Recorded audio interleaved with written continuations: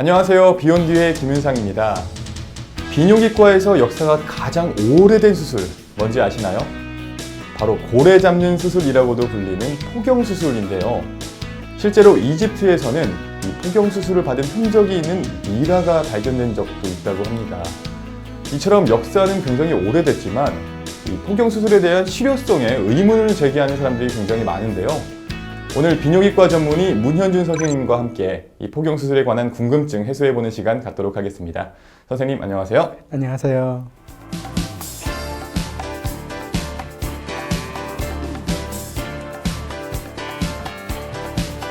선생님, 네. 고래 잡는 수술, 포경수술이란 어떤 건가요?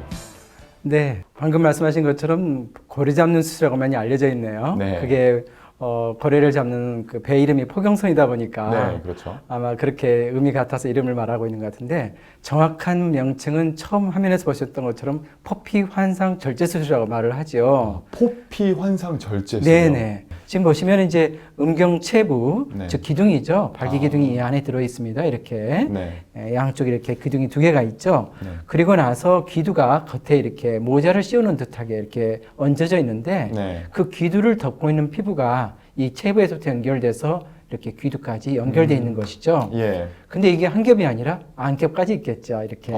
두 겹이군요. 네, 그렇죠. 여기서는 두 겹입니다. 그래서 겉겹과 안겹, 또 겉겹과 안겹을 해가지고 돼 있고 가운데 이렇게 구멍이 뚫려서 소변이 지나가는 요도가 요도에서 소변이 네. 나올 수 있게 되겠죠. 그래서 지금 이제 오늘 말씀드리고자 하는 포경 수술이라는 것은 방금 말씀드린 것처럼 포피 환상 절제 수술이죠. 네. 즉 이 포피 귀두를 덮고 있는 포피를 잉여 피부가 너무 많았을 때 그리고 너무 과한 피부나 또는 그로 인해서 문제가 생기고 있다 생각된다면 그만큼을 가장 적절한 길이만큼을 절제해내는 그런 수술이 되는 것이겠죠. 그렇다면 이 포경수술, 이 포피 절제술이라고도 네. 불리는 포경수술을 왜 받아야 하는 건가요? 아, 네. 누가 꼭 받아야 된다고 하던가요? 이 포경수술은요, 저희 그 진료 현장에서는 정말 필요한 환자들한테 네. 적응증을 꼭 구별을 해서 진료 시 필요했을 때 수술적인 치료가 필요하다 그러면 그때 수술하는 것이지 일반적으로 그냥 예스니 노니 그렇게 말하기는 힘든 수술입니다.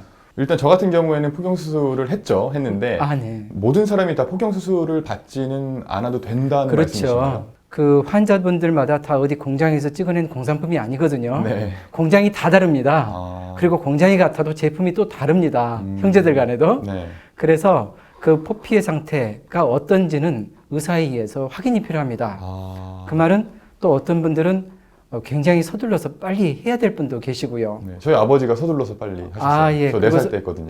예. 그러면 그때는 어떤 그 의학적인 목적이라기보다는 부모의 네. 어떤 권유나 어떤 강압적 어떤 그런 게 있을 수는 있겠네요. 네. 하지만 중요한 것은 병원에서는 무조건 그렇게 하지는 않습니다. 그래서 빨리 해야 될 경우 또는 언젠가는 포경 수술이 아니라 오히려 음경 교정 수술이 필요한 경우도 있고요. 이 포피의 모습이 아주 다양하거든요. 네. 그러다 보니까 정상의 모습 이상을 벗어나는 그런 기형적인 모습도 있어요. 그리고 또 그 포피 말고도 음경의 기형도 있죠. 네. 그러니까 만약 포경 수술을 생각했다 그러면 먼저 의사를 먼저 만나셔서 네. 상태를 진찰을 받고 네. 그러고 나서 포경 수술이 혹시 이룰지 안 이룰지를 같이 상의하시면 좋겠죠. 네. 네. 꼭 해야 하는 환자는 어떤 환자가 꼭 해야 하나요? 아이가 소변을 볼 때 좀 불편한다면 당연히 상태를 확인하기 위해서 포경 수술이 목적이 아니라 그건 비뇨기과를 먼저 이제 데리고 가야겠죠. 그런데 그게 아니라 힘들어한 것뿐만 아니라 네. 포피가 붓거나 또는 빨갛게 발적이 되거나 그런 경우에는 또 그것도 마찬가지로 수술 이전에 혹시 치료받을 것은 없는지 확인해야 되는데 네. 그런 일들이 자주 생긴다 그러면은 주로 이제 염증 질환들이 많죠. 네, 네. 그런 일이 자주 생긴다 그러면은 그런 일을 예방하기 위해서라도 또 치료를 어린 나이에 결정할 수도 있습니다. 그 외에도 꼭 받아야 되는 환자들 같은 경우는 대부분은 태어났을 때 뭐 90%, 99% 이상 붙어 있습니다. 근데 그게 이제 3개월, 6개월 단위로 해가지고 조금씩 이렇게 좀 벗겨지기 시작하는데 그게 제대로 이루어지지 않는 경우에는 성인이 돼서도 계속 붙어 있는 경우가 있을 수가 있어요. 네.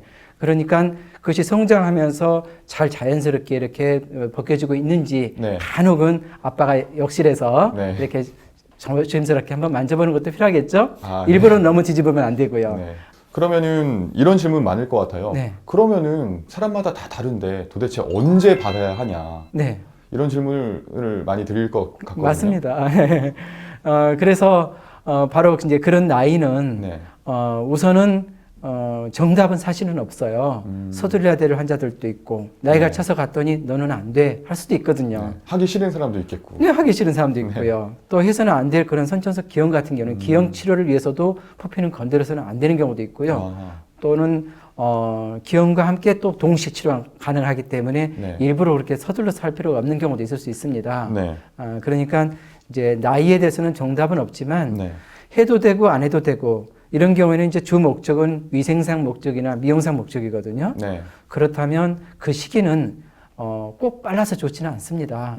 그렇다면 다음 질문인데요. 네. 포경 수술 후에 회복 기간은 보통 어느 정도인지 많은 분들이 좀 궁금해하실 것 같아요. 네. 성인들 같으면은 그 성생활을 기준으로 한다면 네. 한 3, 4주 정도는 그 퍼피가 이렇게 긴장하지 않도록 네. 조심해라 이런 말을 하는데요. 네. 어린 나이에 했을 때는 또 다른 문제가 피부가 좀 약할 뿐만 아니라 네. 기두가 세상 구경을 처음 하고 네. 또 아까 잠깐 말씀드린 것처럼 그 기두와 포피가 붙어 있는 경우를 분리수술을 같이 하는 경우에는 아하. 그때는 이제 포경수술과는 별개의 상처가 네. 기두와 포피 사이에 생기기 때문에 네. 그게 아물 때까지 기간이 좀 더 필요할 수도 있습니다. 네, 모든 수술에는 합병증이 따르기 마련인데 이 포경 수술 직후에 발생할 수 있는 합병증에는 어떤 것들이 있나요? 일반적인 다른 수술과 마찬가지로 뭐 피가 고인다든가 또는 상처가 벌어진다든가 그 외에도 또 있는 게 있을 수 있지만 그렇게 흔하지 않아서 정말 필요한 환자가 의사를 만나서 정말 좋은 치료를 받는다면 그렇게 크게 우려하지는 않아도 되지 않을까 하는 생각이 들고요. 나는 정말 소신이 없는데 누구한테 끌려왔다. 그런다면 그때는 오히려 좀 심리적인 부작용 또는 합병증 네. 이게 좀 있지 않을까 싶네요. 이 포경 수술 직후에 네. 통증이 있어요. 네. 제 기억으로도 제가 네. 4살 때 네, 제 아버지가 비디오 빌려준다고 같이 가자고 해가지고 받았는데 네. 통증이 있었는데 저 같은 경우에는 이제 종이컵을 달았던 기억이 있거든요. 네. 보통 근데 성인들도 종이컵을 다나요? 어떤가요? 네. 4살 때 기억을 지금도 그렇게 하고 계실 정도면 상당히 네. 그때 강한 충격을 받으셨을 것 같은데요. 아까 잠깐 제가 언급을 드렸어요. 네. 막 태어났을 때는 90%, 99% 이상이 네. 이 기두하고 포피가 붙어 있습니다. 그게 이제 성장하면서 서서히 조금씩 이렇게 벗겨지게 되는데 4살 때라면 아직 좀 많이 남아있겠죠. 네. 그래서 사춘기 이전에는 대부분 많이 붙어 있습니다. 그러니까 포경 수술할 때 그걸 분리수술 같이 해놓게 되면은 네. 진물도 많이 나오고 상처가 있으니까 당연히 좀 자극이 올 때마다 많이 쓰라리겠죠. 네. 그래서 컵을 병원에서는 많이 씌워놓게 되는데 만약 조금 더 성장한 다음에 수술하게 된다면은 뭐 컵 없는 수술이 되겠죠. 네. 그리고 통증 또한 수술 상처에서 느끼는 통증은 그렇게 심하지 않습니다. 오히려 벗겨놓은 그 기두 쪽에서 자극이나 또는 만약 그 기두 쪽에 상처가 생겼다면 네. 거기서 느낀 상처의 통증이 좀 더 있지 않을까 싶네요. 네, 다음 질문은요. 이 포경 수술을 하지 않았다면 아는 분들 많이 있잖아요. 네. 어떤 식으로 관리를 해야 하는지. 예. 중요한 말씀 하신 것 같네요. 네. 보통은 그게 이제 포경 수술하지 않으면 위생상 많이 불결할 것이다 생각해서 네. 세척을 꽤 열심히 하시는 분이 계십니다. 근데 세척을 많이 하실수록 피부의 건강은 안 좋아집니다. 우리 몸 어디든 네. 내 손이 더 가서 좋은 데는 별로 없습니다. 정말 더럽다면 그때 한번 씻어주는 것이고, 네. 만약 질환이 생기면 치료가 필요한 것이지, 네. 그거 예방한다고 너무 물을 자꾸 대고 손을 대면 네. 그로 인해서 문제가 생기거든요. 그래서 간혹은 그 어린아이도 마찬가지, 성인도 마찬가지인데 그쪽을 좀 자주 씻어주면 좋을 것 같아서 네. 이렇게 자주 세척을 하는 분들이 계세요. 네. 뭐 비누를 사용하든 안 하든 마찬가지입니다. 물만 사용해도 사실은 그 물 때문에 피부가 건조하게 변하거든요. 그럼 피부는 건조할 뿐만 아니라 약해지고 잘 갈라지고 세균 감염도 더 잘 되고, 네. 즉 말해서 물도 낭비지만 몸도 상하는 것이죠. 그래서 너무 잦은 세척은 하지 않는 게 좋겠다. 그리고 정말 세척할 정도로 그렇게 관리를 꼭 해야 될 상황이라면 먼저 병원에서 그 상태를 좀 확인해 보고 혹시 그것이 포경수술 같은 방법을 해결할 수 있는 방법인지 네. 한번 알아보시면 더 나을 것 같습니다. 포경 수술을 할지 말지 고민하시는 분들 굉장히 많으실 것 같아요. 네네. 그분들께 이제 문현준 선생님께서 해주시고 싶은 뭐 조언 같은 게 있다면 어떤 게 있을까요? 네, 고민하지 마십시오. 그건 이제 만약 문제가 있다면 당연히 가까운 비뇨기과 전문의 선생님을 찾으시면 네. 그 문제를 해결하실 수가 있을 거고요. 네. 만약 혹시 그 문제가 포경 수술로 인해서 훨씬 더 나아질 수 있는 상태라든지 아니면 예방할 수 있는 상태라면 의사 선생님이 아마 말씀을 주실 거예요. 그러면 그때 수술의 뭐 여러 가지 문제를 같이 상의하시고 네. 또 특히나 그 선생님을 정통한 선생님만 잘 만나신다면 네. 그렇게 크게 우려한 결과는 또 생기지 않을 걸로 생각이 됩니다. 어쨌든 단 하나밖에 없고 네. 또 자신의 것만 아니라 가족의 것이고 네.